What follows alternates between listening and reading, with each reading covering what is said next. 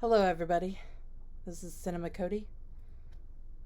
I tried to do something different with my makeup, and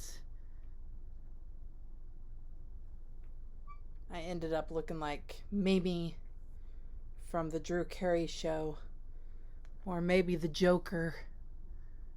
It looks pretty bad.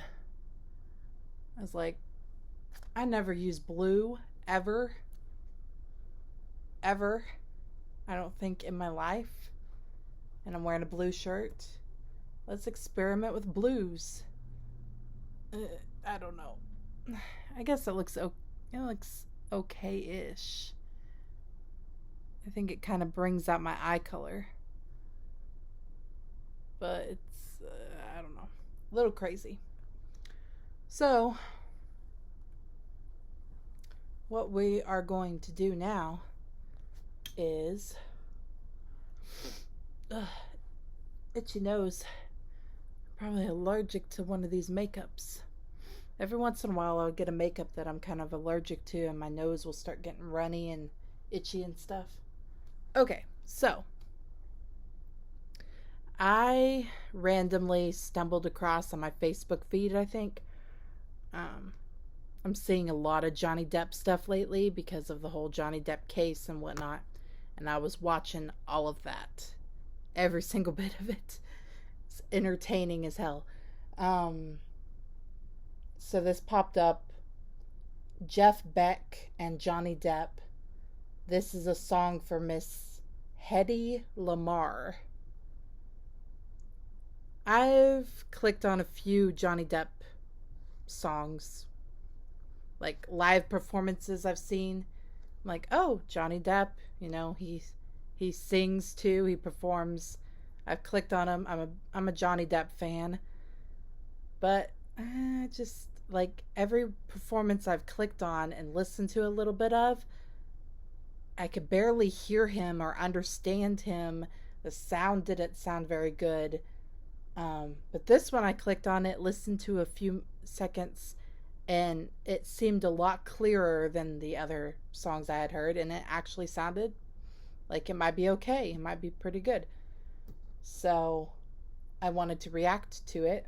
It'd be my first time listening to a Johnny Depp song all the way through, like completely through.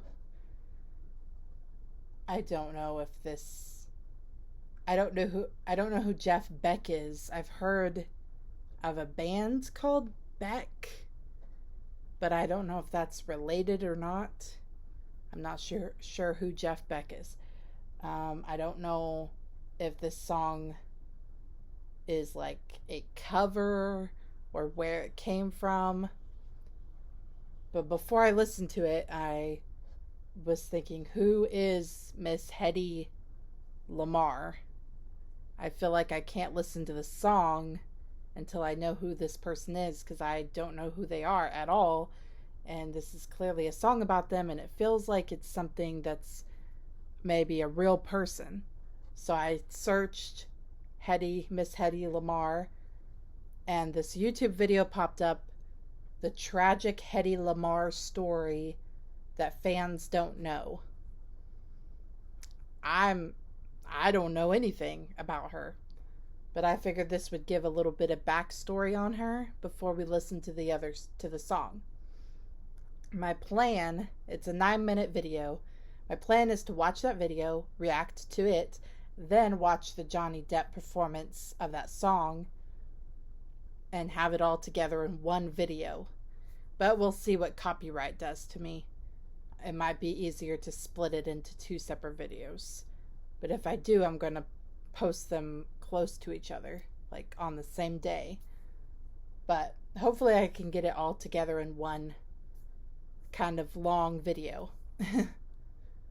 So let's watch the tragic Hedy Lamarr story that fans don't know.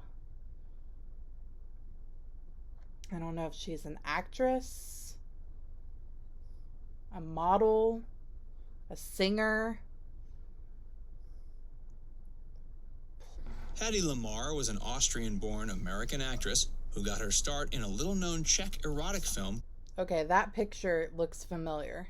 I might have read about her because I've read a lot of books and I've read a lot of like murder mysteries, stuff about like celebrities that were killed, murders, like mysterious stuff, like the Black Dahlia. Maybe she is the Black Dahlia. I don't remember what her real name is. No, I don't know. She looks kind of like her. She's very pretty.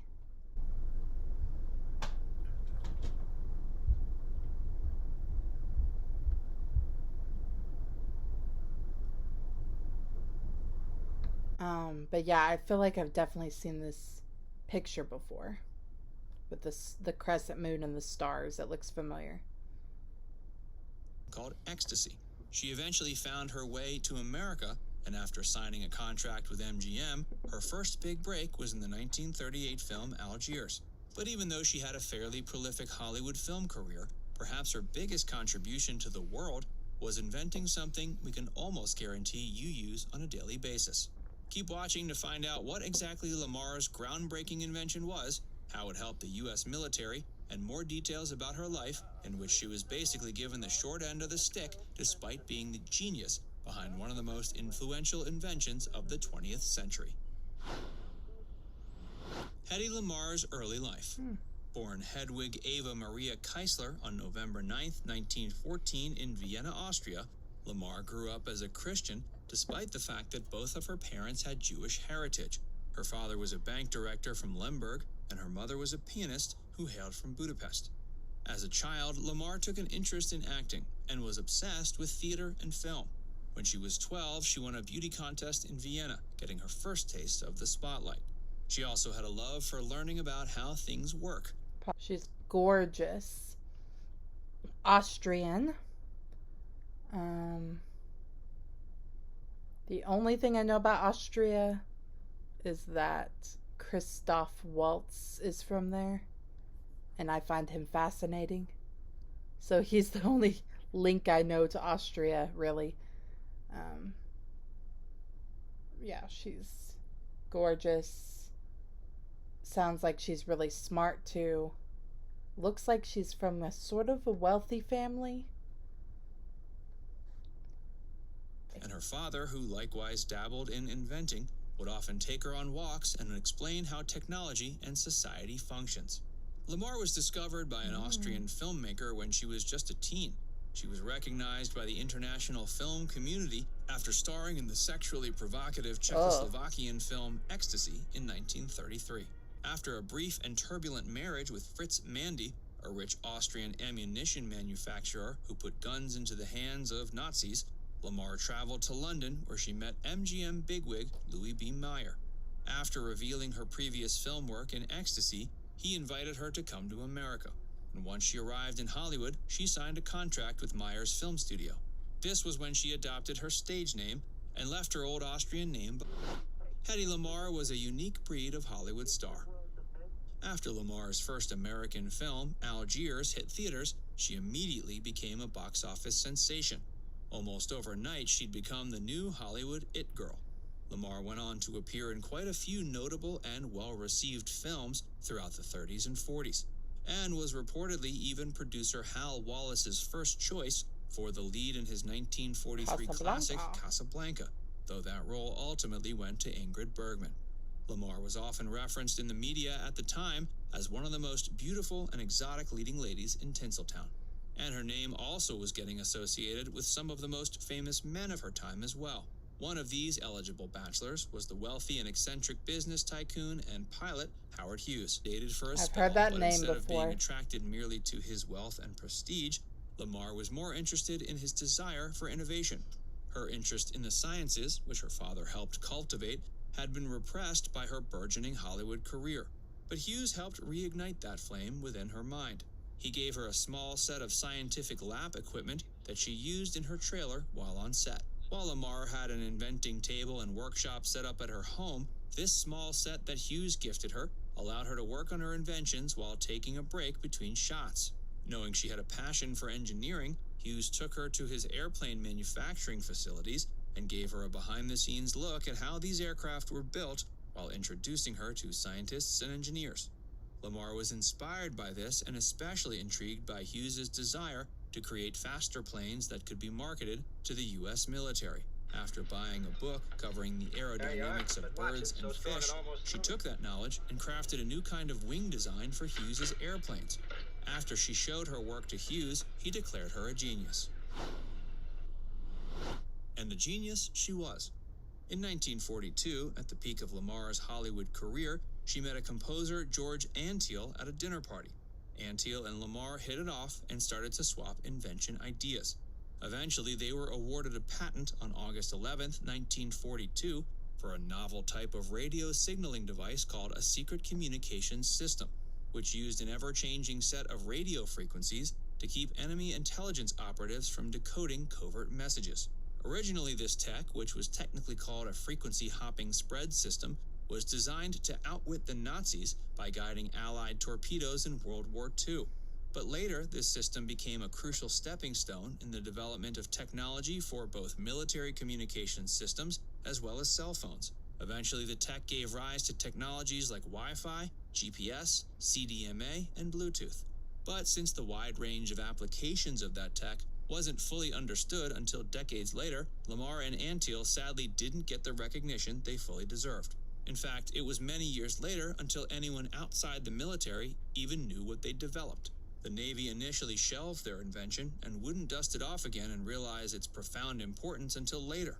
Beyond that, their invention was also technically difficult to implement. 2 decades later, however, an updated version of Lamarr and Antheil's design appeared on Navy ships during the time of the Cuban Missile Crisis. It wasn't until 1997 that Lamarr was honored with the Electronic Frontier Foundation Pioneer Award. The same year, she also became the first woman to receive the Bowlby-Nass Spirit of Achievement Award, an honor often regarded as the Oscars of inventing. In 2014, Lamarr and Antheil were inducted, albeit posthumously, into the National Inventors Hall of Fame. Lamarr's later film career. 7 years after inventing the tech that eventually earned her the nickname of the Mother of Wi-Fi, Lamarr appeared in her most successful Hollywood film, Cecil B. DeMille's 1949 biblical drama, Samson and Delilah. The film won 2 Oscars and scored big marks with critics. Lamarr went on to appear in films like A Lady Without Passport, which ended up being a flop, and the more successful films Canyon and My Favorite Spy. Her film career then started to decline. After trying her hand out as a producer and playing multiple roles in 1954's Loves of Three Queens, she ended up losing millions of dollars when the project failed to impress critics and audiences alike. In 1957, she played Joan of Arc in the film The Story of Mankind, yet another commercial flop. Her final film was the 1958 thriller The Female Animal. She was supposed to appear in the 1966 film Picture Mommy Dead, but was replaced by Zsa Zsa Gabor after collapsing from nervous exhaustion during filming. Hedy Lamarr never received compensation for her inventions. After leaving Hollywood behind, Lamarr designed a ski resort in the late 50s in Aspen, Colorado, with then-husband W. Howard Lee. After that project failed to be profitable, Lamarr found herself broke and desperate, despite the fact she'd previously invented technologies that would eventually become universally implemented. In 1966, she was arrested in LA for shoplifting. Those charges were eventually dropped. But she was later arrested on similar charges in Florida for stealing $21.48 worth of eye drops and laxatives. In the 70s, she spent most of her time in seclusion. Although she was offered several film, TV, and theatrical roles, none of them interested her. In 1974, she filed a $10 million lawsuit against Warner Brothers. Well, this is not taking the turn I thought it would. I thought she would have died young and beautiful and been murdered in some way. But she lives to be older, so maybe they're just saying she got stiffed on her invention. And that's her main tragic story, is that she was not given credit for her invention. I'm not even sure what the invention is. It's way over my head. Some sort of communications thing that they used during the Cold War. I don't know. I'm not a scientific mathematic mind at all. I don't understand that stuff. I'm more into reading, writing, art, that type of stuff.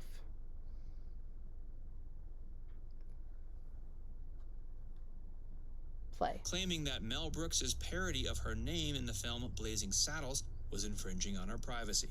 Brooks responded by saying he felt flattered and settled out of court for an undisclosed sum. In 1981, after her eyesight had begun to fail, she retreated from the spotlight and settled in Miami Beach, Florida. For the last few decades of her life, she continued to live in seclusion. Her only connection to the outside world was her telephone. On January 19, 2000, Lamarr died in Castleberry, Florida, of heart disease at age 85. Okay, that wasn't what I thought it was going to be. I thought she was going to get murdered or something. But it's like the tragic story of Hedy Lamarr. I mean, I guess you could say it's tragic that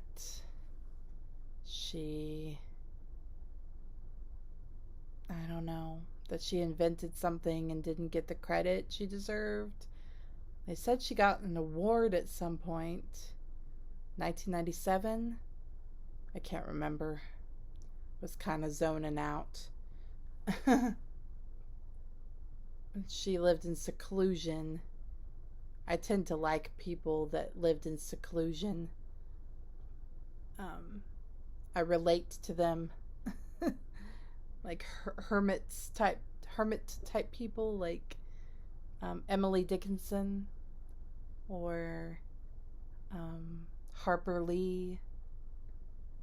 Like, I understand it. I totally understand it.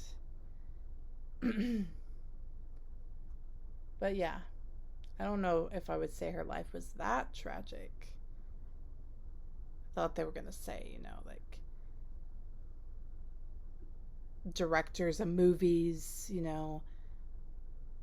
did horrible things to her.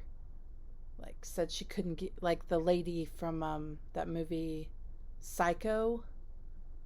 Apparently Hitchcock was like making advances on her and saying like she was like stuck in this horrible contract and he was trying to ruin her career. I thought something like that was going to happen to her, or she was going to get murdered or something like that, but I don't know. There was something vaguely familiar about her story. I probably read it before. Beautiful actress lady who invented something and was very smart. I think I probably read about her at some point because I've read a lot of books about smart, intelligent women of history, and I'm sure she was probably in there at some point with Ada Lovelace and a bunch of other women like that. Okay, so we watched that. Now let's listen to Jeff Beck and Johnny Depp.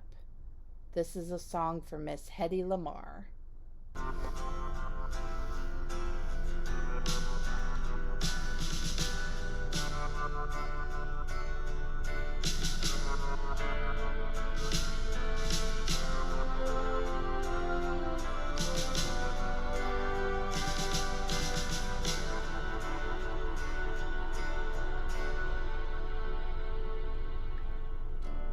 This is a song for Miss Hedy Lamarr, erased by the same world that made her a star. Spun out of beauty, trapped by its web, she's a perfect cocoon, entwined in gold thread. Her beauty is spectacle, her thoughts too pure. The light of her being, her exotic allure, is torn at the seams for daring to dream. It's so hard to speak when you're frozen in.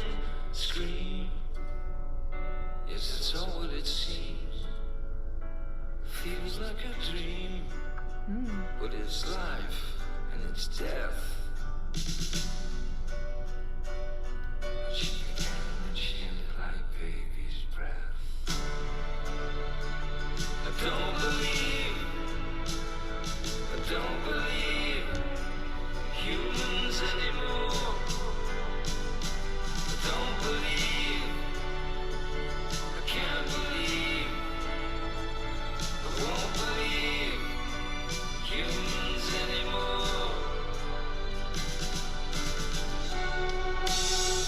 perfect song for Johnny Depp to sing, I think.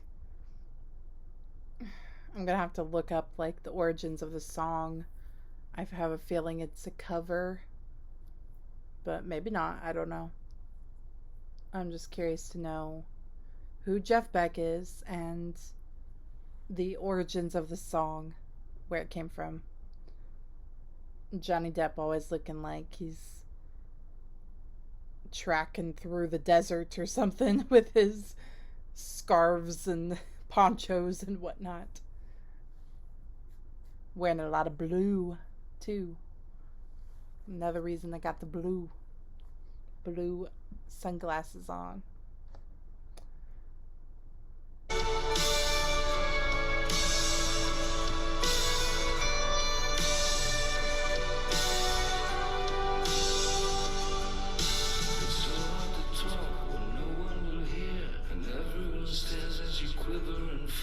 Shameful, shameless, painful, painless. This song's for you, Miss Hedy Lamarr. How bright your light, those lost white nights so long ago, so far away. Feels like a dream or a cosmic fiasco. I don't believe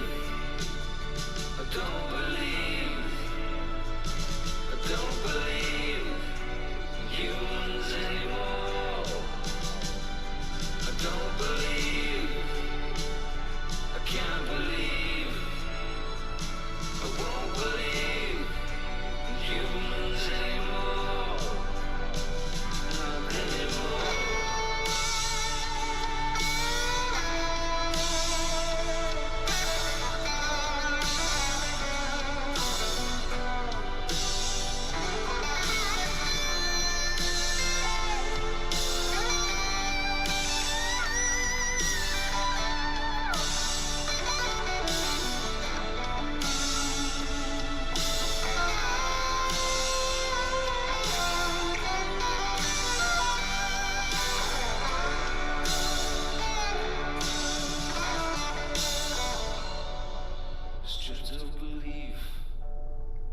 A thief is a thief. Who's gonna stand up to give you relief of all dispossessed? It's so hard to digest. You've no right to sit down if you're nobody's guest.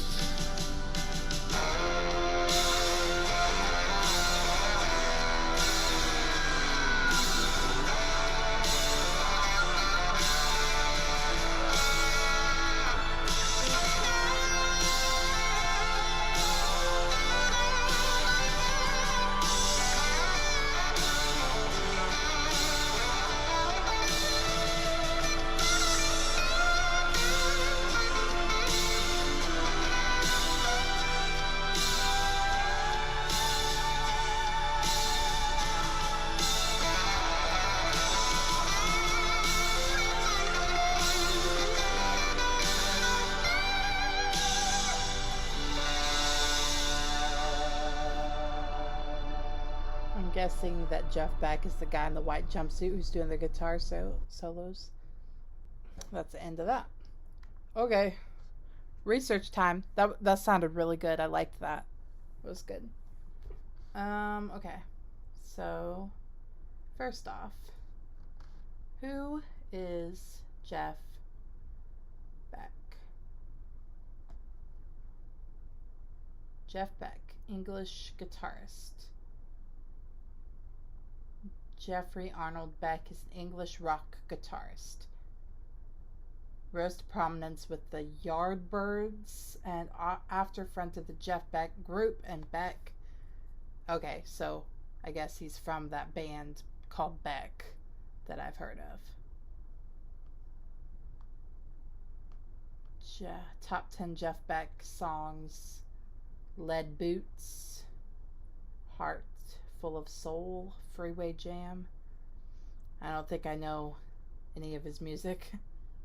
8 days ago, Johnny Depp has released a new song lamenting the pressures of fame that's named after Hollywood icon Hedy Lamarr. So it's a new song. His friend, musician Jeff Beck following his success in his court battle against ex-wife Amber Heard. He has embarked on a tour with guitarist Beck, playing concerts all over the UK. Okay, so I guess it's a new song. That was probably the best quality performance I've seen of Johnny Depp's live performances that I've seen on YouTube. They're usually pretty grainy and the sound isn't very good, like someone filmed it with their iPhone or something. But yeah, that was that new song by Johnny Depp, who was, can't remember what it's called. Go back, YouTube.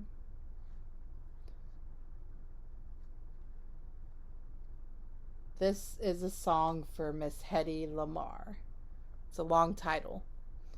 This is a song for Miss Hedy Lamarr. And I guess it's fairly new. Cool. I usually don't get a hold of things that are new. I'm usually way behind on stuff. Tell me what you thought in the comments section. Be nice, and please like and subscribe. The number of people viewing my videos and not subscribed is getting higher and higher. It's like 98% of people who are viewing my videos are not subscribed. So please subscribe. Because if all of y'all were subscribed, think of how amazing I would be doing. Think of how amazing this channel would be doing. Catch you on the next video. Have a nice day. Bye.